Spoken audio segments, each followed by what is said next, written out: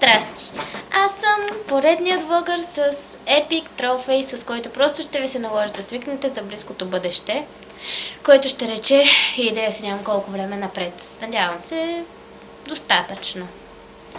Снимах вчера още един друг клип, не ми хареса как се получи и затова няма да го качвам. Беше горе-долу същия. Направи ми впечатление, че повечето влогъри други имат куче или някакъв домашен любимец. Познайте какво.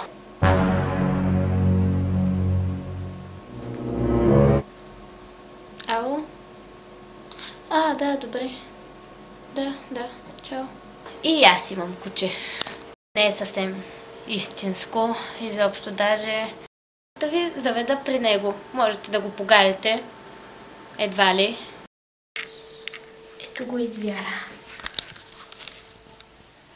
Кажи бау. Иска да спи в момента. Да го оставим. Така. Дълго мислих за тема, накрая се спрях на обичайното, което е винаги сред нас, а именно училището. Скъпо наше свидно училище. В те прекарваме половината си от съзнателния живот. Другата половина я прекарваме в работа и общо взето никаква почивка нямаме. А защо и ваканциите са толкова малки? Защо трябва така да се измъчваме? Просто и тая зимната ваканция, или коледна, не съм сигурна, и тя се изниза толкова, ама толкова бързо.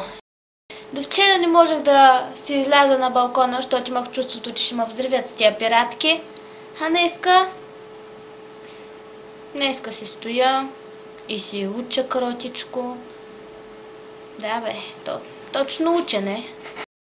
От друга страна пък училището не е лошо нещо, защото колкото и да научаваш някои нови работи, запознаваш се с хора, приятели. И като се сетя май, други хубави работи няма. И общо взето това е. Казвам се Деница. Мисля, че с това трябваше да започна даже.